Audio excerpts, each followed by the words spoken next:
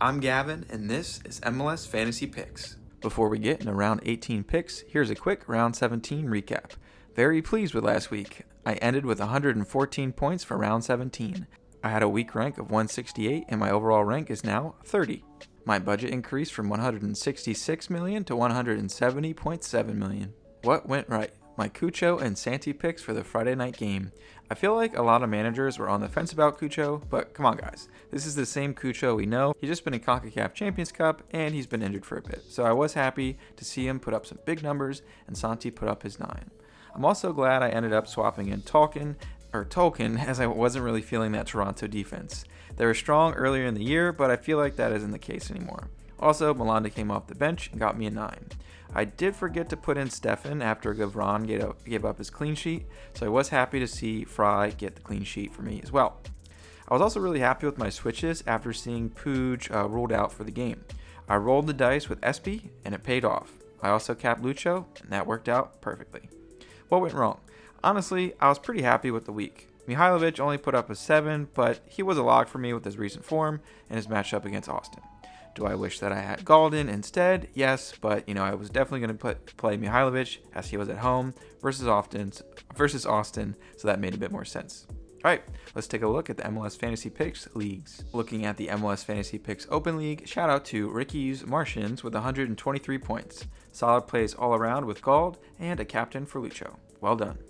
And looking at the head-to-head league, still the same 3 teams fighting for the top spot with 51 points, same as last week. Okay, let's get into a light version of round 18. As always, getting started with key considerations for the round. It is a double game week and a big one at that. So be sure to be playing those double game week players, as it makes much more sense to play a double game week player than one only playing in one game. Also, a note, Euros and Copa is still going on, so be sure to not pick up any of those players in those tournaments. No bye teams this week, so look out for those late single game week teams like a Vancouver if you want to use them for your switcheroos. Also, yellow card watch is a pretty big piece of double game weeks. Some key players this week on watch, I believe, are Gomez from Real Salt Lake and Espinoza from San Jose. So if, say, they were to get a yellow card on the Wednesday, then they would have to serve their suspension on the Saturday, so they wouldn't really be getting those double games. So sometimes those matchups look good enough, or those, double game week matchups look good enough where you'll want to put even a player like Espinoza or Gomez on your bench, just in case they don't get that yellow. You can still get both games from them on the bench. So just a quick note there on the yellow card watch. And then injuries, be sure to keep an eye out on the MLS, disciplinary and injury report that they put out.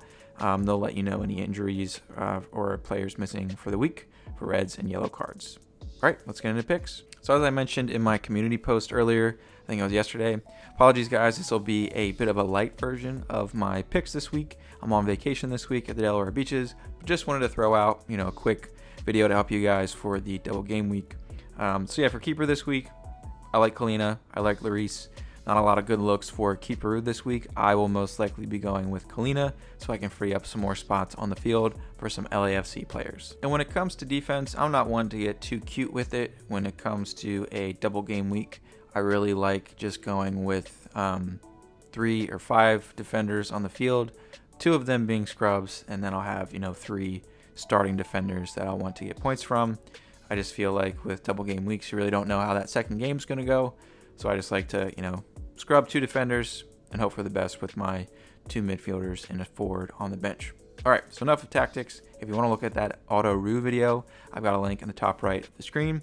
But looking at defenders for this week, I like Tolkien. He's really come into form for the Red Bull as well. Having Forsberg. I think Forsberg might be out with an injury. He's questionable to return. So I feel like Tolkien will still be involved on the set pieces. And Morgan has been out for the Euros. So yeah, I like Tolkien this week for that attacking upside. And you will notice for double game weeks, I like those defenders with attacking upside. Majority of my play, I like those types of defenders. So that's why I've also still got Wagner in. Yes, Philly is not looking great recently, but I still like Wagner for what he does on the offensive side. And then, of course, LAFC have been in good form. I like their matchups this week against Austin and LAFC. And Long's been putting up some good numbers. And then as well for Malanda, I like Charlotte's clean sheet chances. I like those 4 defenders this week. And looking at midfield this week, I feel like this is where we will see the most variety for midfielders for our managers across MLS Fantasy. Acosta and Evander, definitely the locks for this week. But some other midfielders that I like Bogusz from LAFC. He's put up great numbers. Yes, a lot of them have been including goal contributions, whether it's a goal or an assist. So Bogusz might be a bit goal dependent, but hey, LAFC are scoring. He's involved. I like his matchups. And then I also like Gomez this week. He is on yellow card watch, so he's most definitely a bench play for me. But again, those matchups look pretty nice. And then another player that I like that others may not that much is Hector Herrera. I like him for his floor, and in a double game week, I like a good floor. Maybe he'll be on my bench. When it comes to Herrera, he puts up huge bonus points, so even if he throws in a goal or an assist that just is sort of an add-on, I like a good defensive midfielder with a decent floor for double game week when there's not a lot of set in stone midfielders. So he's one of my favorites this week. And then Espinoza as well.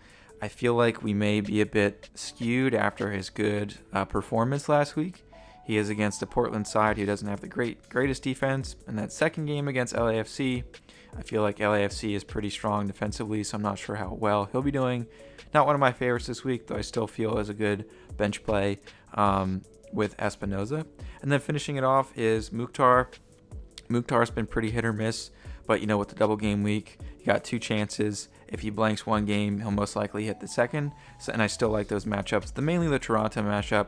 I feel like NYCFC has been doing pretty decent as of late. So those are my midfielders. And finishing off with forwards, you got to pick Cucho, Denny, Bouanga, and Arango this week. I feel like Arango's been called out as yellow card watch on MLS, but he may be fine. But yeah, these matchups are great. These players are great. You've got to have these 3 in your lineup. If not, it could be worth the differential pick. Maybe Benteke really hits against a weak Atlanta side, but I feel like Houston's pretty decent. These are the 3 that I'll definitely be going with this week. And to finish off, captain pick. Who else but Lucho Acosta? He's dominant. You saw him last week. You got to go with Lucho. All right, thanks everyone. That is a quick light version of the player picks for me this week. Hope this was helpful. It's going to be a fun double game week, and I should be uploading my team reveal early tomorrow. So yeah, good luck everyone.